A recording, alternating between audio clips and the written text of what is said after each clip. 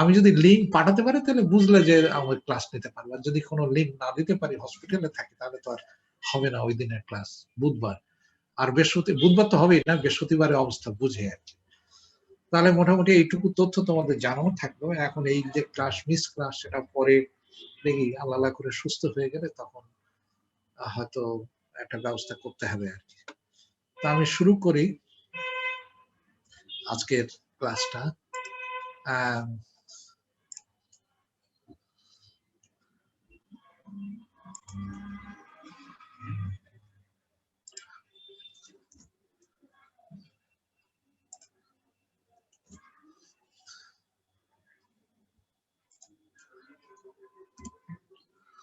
আমরা গ্লসোসেটল মেথড দিয়ে load flow studies সলিউশনের পড়ে আসছি, আলোচনা করে আসছি। তো আমরা আজকে বোধহয় অন্যান্য জিনিসপত্র দাঁড় করানো হয়েছে, মোটামুটি ম্যাথামেটিক্যাল যে বেসিসটা, ফর্মুলেশনটা বা অ্যালগরিদমটা, সেটা আমরা দাঁড় করিয়ে ফেলেছি। এখন আমরা একটা অঙ্কে যাব যে লোড ফ্লো সলিউশনটা গ্লসোসেটল মেথড দিয়ে কি করে করানো যায়, এরকম একটা প্রবলেম এখানে আমি আজকে আলোচনা শুরু করি। এই প্রবলেমটা সেই প্রবলেমটা, যদিও এই প্রবলেমটা তোমাদের জন্য একটুখানি, এই যে ডাটাগুলো দেওয়া আছে, এই ডাটাগুলোকে একটু মডিফাই করেছি আমি। এই ডাটাগুলো দেওয়া, এটা লাইনের পার কিলোমিটার লেন্থের রেজিস্ট্যান্স, তারপর পার কিলোমিটার লেন্থের রিঅ্যাক্ট্যান্স এবং পার কিলোমিটার লেন্থের অ্যাডমিটেন্স, শান্ট অ্যাডমিটেন্স, এগুলো দেওয়া আছে। এইগুলো থেকে তোমাদের টোটাল অ্যাডমিটেন্স, সিরিজ অ্যাডমিটেন্স এবং টোটাল শান্ট অ্যাডমিটেন্স ক্যালকুলেট করতে হবে, যেটা এই অঙ্কে করেছে।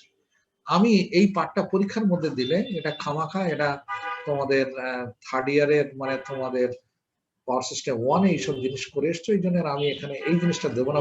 রাদার এই সিরিজ, টোটাল সিরিজ অ্যাডমিটেন্স এর মান দিয়ে দেবো এবং total shunt admittance of the transmission line এটা আমি দিয়ে দেবো। সিস্টেমটা এরম ধরনের।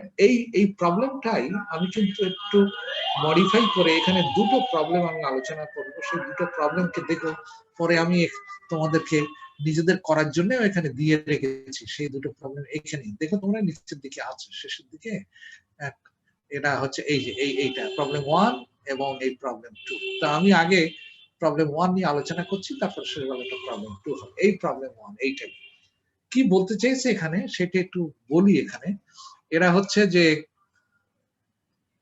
আমি অরিজিনাল প্রবলেমের গোড়ার দিকটাই যাই। এখানে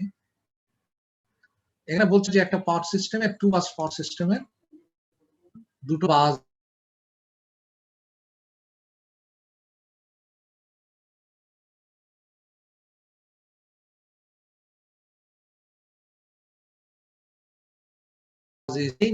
বুঝতে পেরেছো তো? এই একটা, এবং তার লেন্থ দেওয়া আছে 200 কিলোমিটার লং। হ্যাঁ, 200 কিলোমিটার লং। এইগুলো সব প্যারামিটার দেওয়া আছে। আমি এখান থেকে কিছু লাগবে না, কিছু লাগবে না, রেখে দিই। কি হ্যাঁ, ঠিক আছে।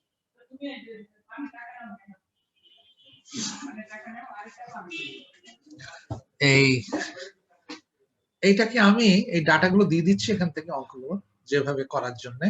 সেটা হচ্ছে এইরকম। আমি সিস্টেমটাকে যদি এখানে দেখাই, একটু করে দেখিয়ে দিই তোমাদের স্ক্রিনে, তাহলে হয়তো অঙ্কটাকে বুঝতে সুবিধা হবে, এক্সপ্লেন করতে। আমার 2 বাস সিস্টেম এখানে যেটা দেখানো হয়েছে, দেখো এই যে সিরিজ ইম্পিডেন্স এখানে আছে, সেটাকে অ্যাডমিটেন্সে করা হয়েছে। আর এখানে টোটাল শান্ট অ্যাডমিটেন্স যা ছিল সেটাকে দুভাগ করা হয়েছে। কথা বুঝতে পেরেছো? তো series admittance, total series admittance এই লাইনের, এই বাস 1, এইখান থেকে বাস 2, বাস 1, এটা বাস 1, V1, এটা বাস 1, আর এখানে একটা সোর্স আছে, এই বাজেও লোড আছে, এই বাজেও লোড আছে। এই বাজের যে সিরিজ অ্যাডমিটেন্স, আমি যদি সেটাকে দেখাই, তার মান দিচ্ছে 0.3 মাইনাস j of 1.88। এই ভ্যালুটা দেওয়া আছে, বুঝতে পেরেছো? 1.88 না 1.80, যাই হোক, এটাকে দেওয়া আছে।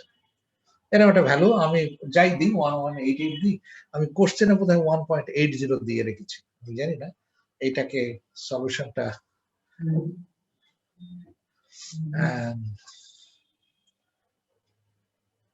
1.88 করছি আর কি। আচ্ছা যাই হোক, আর টোটাল শান্ট অ্যাডমিটেন্স যেটা টোটাল শান্ট অ্যাডমিটেন্স সেটা দিয়ে রাখছে, সেটা হচ্ছে কত, সেটা হচ্ছে 0.12 জে অফ 0.12 মনে। তাহলে এইটাকে এই লাইনের বলছে কি যে 1 নম্বর বাসটাকে বলছে না স্ল্যাক বাস হিসেবে ঘোষণা দিচ্ছে, যার ম্যাগনিটিউড 1.05 বোধহয় 1.05, আর এটা 0 ডিগ্রি। কথা বুঝতে আমি ভিওয়ানটাকে আবার নতুন করে লিখি এখানে, ভিওয়ানের 1 নম্বর বাস স্ল্যাক বাস আপনার মান দিচ্ছে 1.05 0 ডিগ্রি, স্ল্যাক বাস যেহেতু রেফারেন্স বাস অত 0 ডিগ্রি। আর এই V2 আননোন, এইটা ক্যালকুলেট করতে হবে, V2 and its associated angle এটা ক্যালকুলেট করতে হবে, এই তোমার সিস্টেম। আর এই লোড গুলো দেওয়া আছে, সব লোড দেওয়া আছে, বুঝতে পেরেছো? এই অঙ্কটাকে সলভ করার আগে তাহলে প্রথম নিয়মটা হচ্ছে আমাকে বাজ অ্যাডমিটেন্স ম্যাট্রিক্স দাঁড় করাতে হবে। তা তুমি বাজ অ্যাডমিটেন্স ম্যাট্রিক্সটা নাও, দাঁড় করাতে গেলে পাই মডেল সাজাতে হবে, ট্রান্সমিশন লাইনটা ন্যাচারালি পাই মডেল নিতে হবে। তো পাই মডেল নিতে গেলে আমি জায়গাটাকে আবার একটু ড্র করে দিই, 1 থেকে সরি এটাকে যদি আর এবং এল করি 2 নম্বর বাস, আর এখানে হচ্ছে এইটা, এখানে হচ্ছে এইটা, এটা 1 নম্বর বাস, এটা 2 নম্বর বাস, এটা হচ্ছে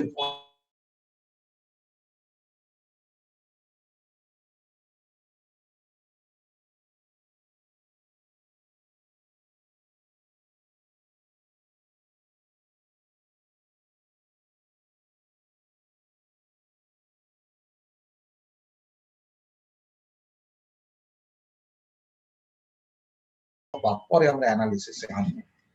শুধু বাজ admittance matrix of the transmission system এটা যদি ধরি, তাহলে দেখো এখানে y11 বার করতে হবে আমার, y11 মানে সেলফ অ্যাডমিটেন্স অফ 1 নম্বর বাস। তা নিয়ম হলো যে এই বাজে যে কটা অ্যাডমিটেন্স কানেক্টেড আছে, এই একটা অ্যাডমিটেন্স কানেক্টেড আছে, এই একটা অ্যাডমিটেন্স কানেক্টেড আছে, সো অ্যাড देम টুগেদার, এই দুটো যোগ করো। তো সেটা তো simple, that is 0.3 minus j of 1.88 plus j of 0.06, এই হয়ে গেল। এটা যোগ করলে এর ক্যালকুলেটেড ভ্যালু যেটা দাঁড়াবে সেটা হচ্ছে এরকম ধরনের দাঁড়াবে 1.84, আর এটা হচ্ছে মাইনাস 80.48। এটা হলো bus admittance matrix of bus 1, self admittance of bus 1। তো সিমিলারলি বাস 2 তে কি হবে, একই হবে না? বাস 2 তেও देयर আর 2 অ্যাডমিটেন্স কানেক্টেড, সেটা হচ্ছে এই অ্যাডমিটেন্স এবং এই অ্যাডমিটেন্স। তাহলে সে দুটো যোগ করলে আবার তো একই ভ্যালু হয়, তাহলে এই ভ্যালুটা ইনফ্যাক্ট y22 ও বটে। তাহলে y11 y22 দুটো সমান, তার ভ্যালু হলো এরা। আর y12 capital Y admittance matrix এর যে মিউচুয়াল অ্যাডমিটেন্স গুলো y12 বা y21, এই দুটোর ভ্যালু হচ্ছে মাইনাস অফ এই যে ভ্যালু সিরিজ যে ভ্যালুটা ছিল সেইটা, that is 0.3 minus j of 1.88। এটা যদি ক্যালকুলেট করো, মাইনাস আগে বসছে যে নিয়ম অনুযায়ী, আগেকার থিওরির নিয়ম অনুযায়ী মাইনাস বসছে, এবং এটাকে যদি ক্যালকুলেট করো তাহলে এর ভ্যালুটা আসবে 1.9 আর 99.2। তাহলে বাস অ্যাডমিটেন্স ম্যাট্রিক্সটা তোমার দাঁড়িয়ে গেল। কথা বুঝতে পেরেছো? তো বাস অ্যাডমিটেন্স ম্যাট্রিক্স দাঁড়িয়ে গেলে এখন আমার অঙ্ক আস্তে আস্তে বুক করতে হবে। তা আমি এক কাজ করি, এই ম্যাট্রিক্সটা ফর্মে এখানে লিখে রাখি, ম্যাট্রিক্স ফর্ম। ম্যাট্রিক্সের যে অ্যাকচুয়াল ফর্মটা সেটা হচ্ছে এরকম ধরনের, ওয়াই বাস যেটা, ওয়াই বাসটা হচ্ছে 1.84 মাইনাস 80.48, আর y12 হচ্ছে 1.9 99.2, y21 এখানে 1.9 99.2, আর এখানে হচ্ছে 1.84 মাইনাস 80.48। এই তোমার বাজের ম্যাট্রিক্স হয়ে গেল। তোমাকে চাচ্ছে যে 2 নম্বর বাজের ভোল্টেজটা নির্ণয় করো। এইসব পাওয়ার দেওয়া আছে, এই বাজের পাওয়ার দেওয়া আছে 1.15 প্লাস জে অফ 0.31, এটা ভ্যালুটা দেওয়া আছে লোড, এই বাজের লোড এইরকম। আর 2 নম্বর বাজের লোড সেটাও দেওয়া আছে, কোশ্চেনই দেওয়া আছে, সেটা হলো, আমি তাহলে এই জিনিসটা এখন আরো একটু বুঝে দিই।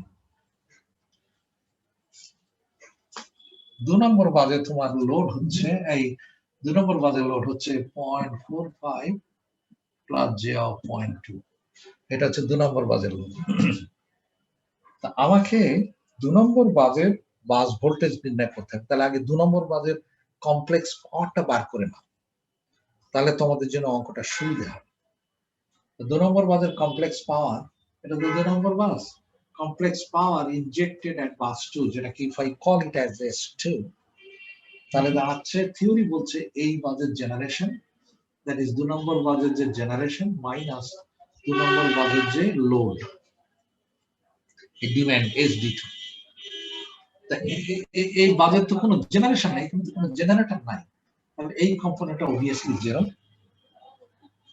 শুধু লোড আছে, তাহলে লোডের আগে যে মাইনাস যেটা যেহেতু, সুতরাং মাইনাস 0.45 প্লাস জে অফ 0.2, এটাকে যদি ক্যালকুলেট করো তাহলে এর ভ্যালু পাবে, এরকম ধরনের একটা ভ্যালু পাবে, সেটা হচ্ছে যে দেখি 0.49 degree.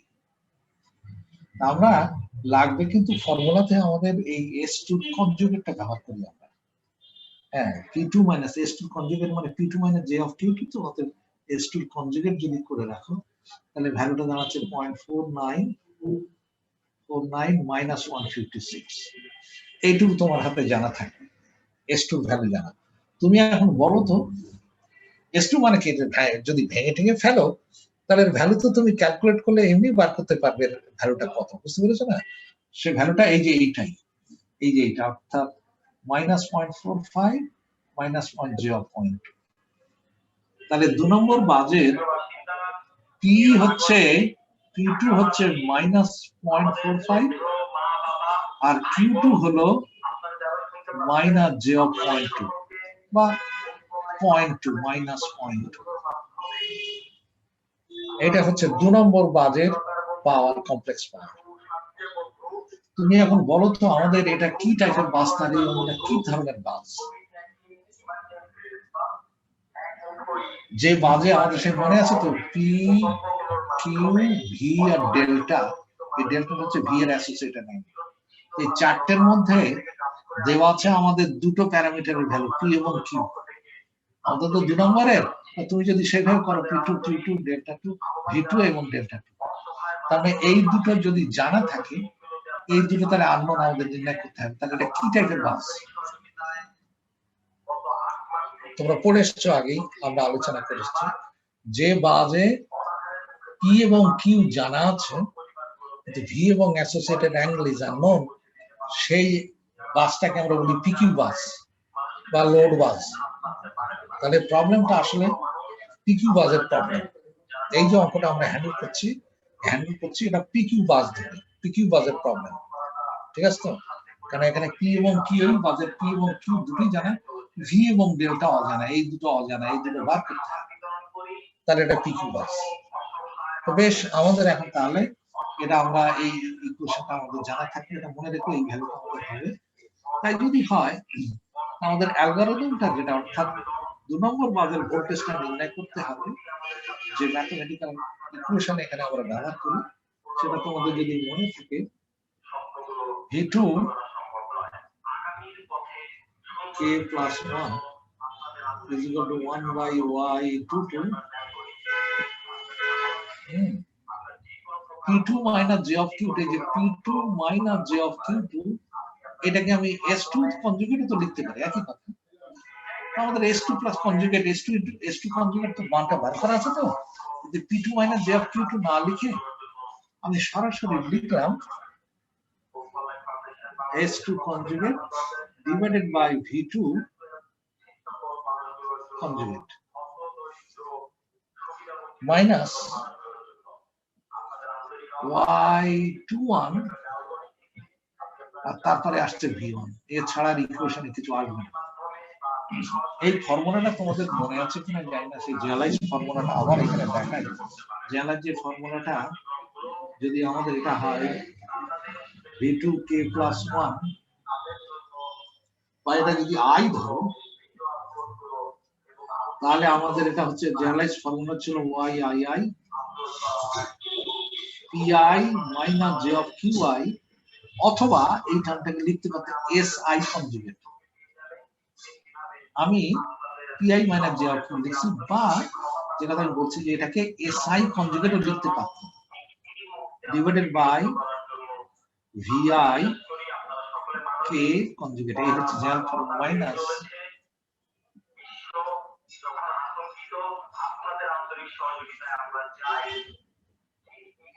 is not equal to I YIK VK। এইটা হচ্ছে generalised formula for I is equal to I, তো 1 নম্বর বাদ যদি I হয় তাহলে I1 হবে না, বাকি হবে 1 2 থেকে 3 আপ টু এর পর্যন্ত। এটা হচ্ছে জেনারেল ফর্মুলা। আমাদের এখানে কি হবে, আমাদের এখানে I এর মান কত, কোন বাজের আমরা ভোল্টেজ চাচ্ছি, তাহলে I এর ভ্যালু হচ্ছে 2। এই জন্য I এর ভ্যালু যদি 2 বসান, তাহলে 2 সমান এই 1/y, I মানে 2, তাহলে y22, R PI - J of QI মানে হচ্ছে I মানে 2, তাহলে P2 - J of Q বা S2 conjugate, divide by V2, এটা V2 K conjugate, minus K এর ভ্যালু 1 ধরো, K এর ভ্যালু যদি 1 ধরো, আর এটা